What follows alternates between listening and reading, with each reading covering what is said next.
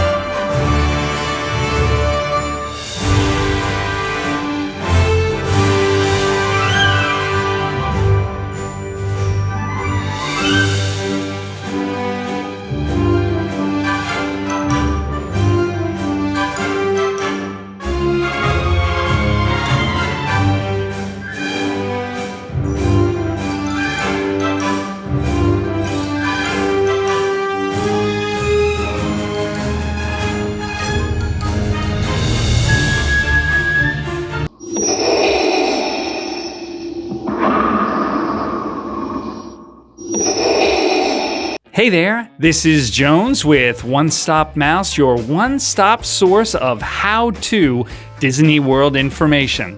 So, it's not a secret, everybody knows what's going on over at Disneyland. Not that many people right now. If you don't know, they opened up Star Wars Galaxy's Edge in Disneyland. It's not open at Disney World yet. On May 31st. And for a few weeks, it was just open to people who had advanced reservations. Things were going along pretty good. They were crowded, but not too bad. They had a few glitches here and there. Not too bad. They sold out of some things that they hadn't ordered enough of. They had some glitches with point of sale, stuff like that. Normal things for a brand new park that you would think they were, ironing the wrinkles out. And then a few weeks later, on June 24th, they got really crowded when they opened up to the general public. Then after a few days, the bottom dropped out and nobody was at Galaxy's Edge and nobody was at Disneyland. And so everybody is trying to figure out what's going on.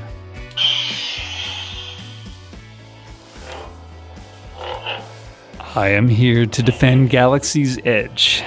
It would be unwise to lower your defenses.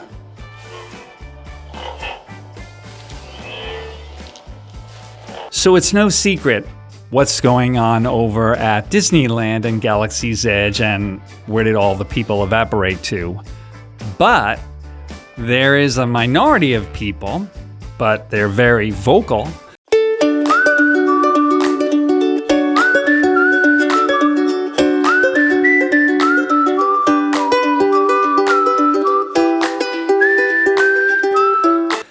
who are disgruntled fans that do not like how Disney has been handling the last few films, and they are using this opportunity to its fullest to bash Disney and to root for the failure of Galaxy's Edge.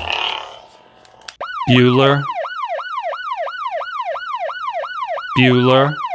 Most folks that I know who went to Galaxy's Edge at Disneyland liked it very much. The rhetoric is pretty angry, sometimes funny, and definitely very blunt.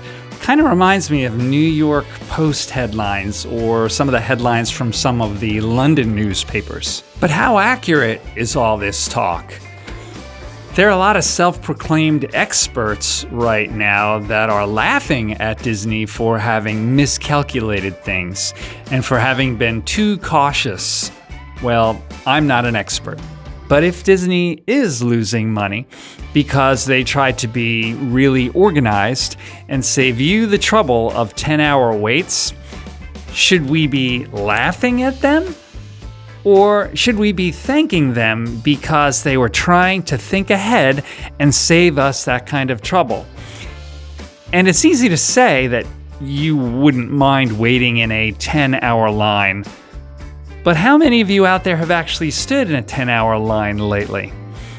I can tell you I went to the original first Star Wars films, and I waited in small tents for days to get in to see those first 3 movies. People nowadays with a fandango sort of a attention span don't really want to stand in line for 10 hours. So you're unhappy because you want to hate on Disney for one reason, because you don't like the films. And then if you were standing in these 10-hour lines, you'd be disgruntled too. Anybody who's waiting in a Harry Potter line right now and you've been waiting for 8.5 hours and you're listening to me, I bet you probably agree with this. So let's try to keep an open mind here. On that note, let me visit my favorite saying: information is power. Let's look at this thing. Fans who are still mad about 2017's The Last Jedi, who boycotted the last Star Wars film in 2018, Solo, A Star Wars Story, are online rooting for Galaxy's Edge's failure because they insist, number 1, Galaxy's Edge alienates fans of the 3 prequel films and original 3 films, 1977's A New Hope, 1980's The Empire Strikes Back, 1983's Return of the Jedi, 1999's The Phantom Menace, 2002's Attack of the Clones, and 2005's Revenge of the Sith. The planet Batuu, where Star Wars Galaxy's Edge is set, has been in no Star Wars film, and there are no prequel or original characters in this land except for Chewbacca. So all of that combines to make them feel that Disney is disrespecting the Star Wars past. Nostalgia.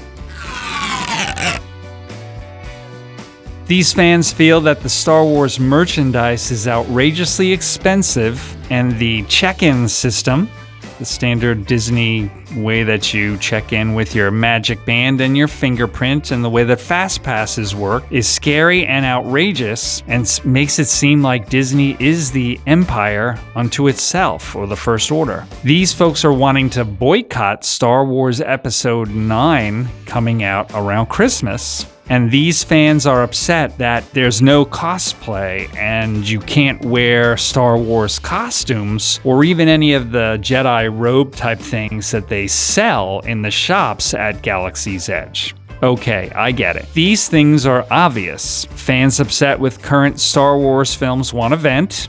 I get it. Star Wars fans new to Disney parks don't actually realize that all the rules that they do not like are not just being applied specifically new to Galaxy's Edge. These are the rules that they always have. Those who know the parks know this. I went to the Mickey's Not So Scary Halloween party, and guess what? I was dressed as Indiana Jones. There is one time a year at the Halloween party that you're allowed to actually dress in a costume, but there's a ton of rules. Hey there, it's Jones, and you can tell that I'm an Indiana Jones fanatic. I am dressed as Indiana Jones right now with very authentic wear.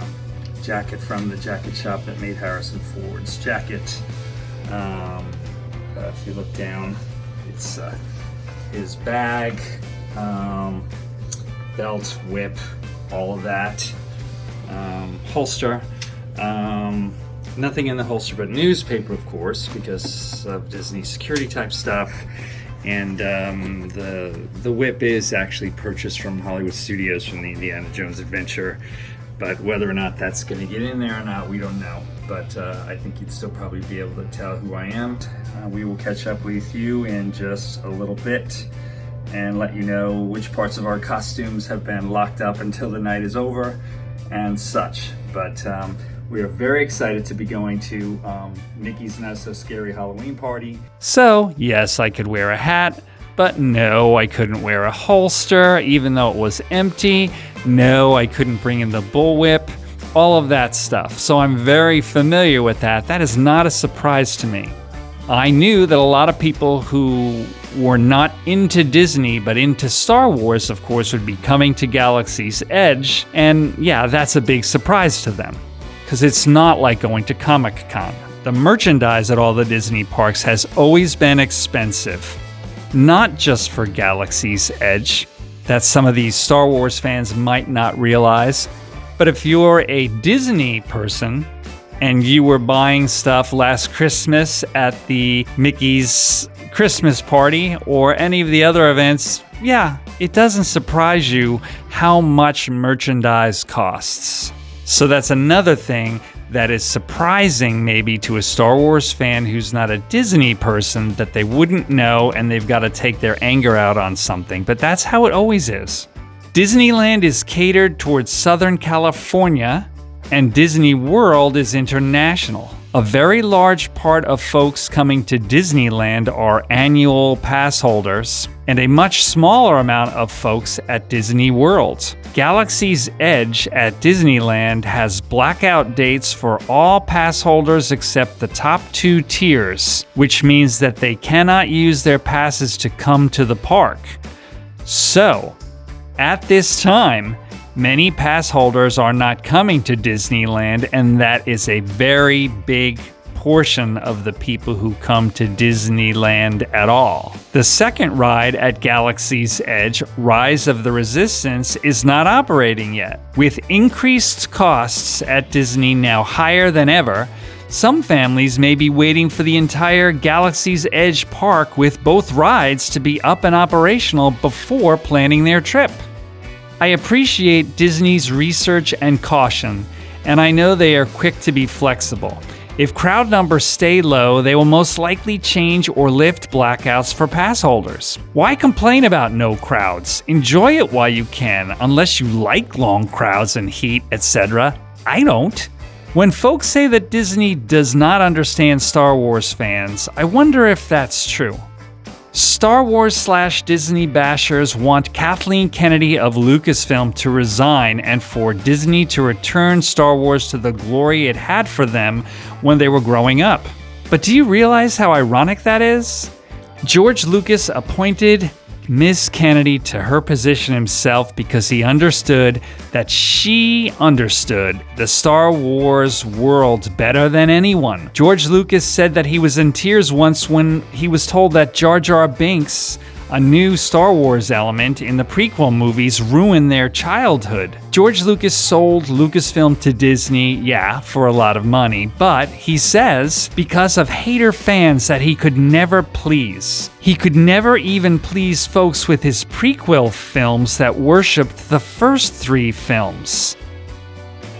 How can Disney be expected to please every fan who sees themselves directing the next Star Wars film themselves?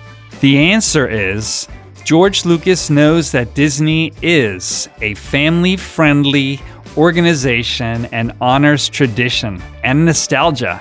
Yes, it means a lot of money, but Disney is trying to do their best Star Wars park and their best Star Wars movie in the right way. George Lucas is now working with Disney again on the next Star Wars film. Let's hope for the best and just be positive. As a former filmmaker, and I guess now that I'm doing these YouTube videos, I'm a filmmaker again, these are my feelings. George Lucas came up as a young filmmaker in the 1960s and early 70s at a time when the director was a true artist and had a voice. Sometimes it worked and sometimes it didn't.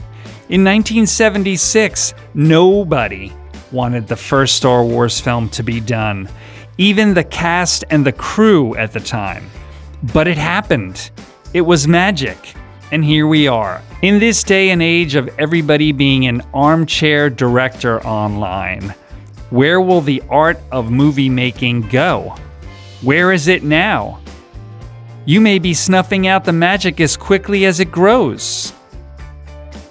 I say give Disney a chance. I am rooting for Galaxy's Edge, and I cannot wait to be there in Orlando when it opens. I will be there waiting in whatever line they have and live streaming the video here on this channel on YouTube. Please join me. Well, That's my 2 cents anyway. Let's try to keep a positive attitude here. Star Wars fans, Disney fans, I'm both. I want this thing to work. We don't even know what Rise of the Resistance is like. I can't wait to see that. That's supposed to have tech that nobody's ever seen. Wrapping this video up. Thank you for joining me for this little conversation. If you liked this video, please hit the little like button, the thumbs up button, and subscribe to our channel. Tell your family and friends about us, and hit the little bell when you subscribe so you'll be notified of upcoming videos. Come back and see us. See you real soon. Why? Because we like you.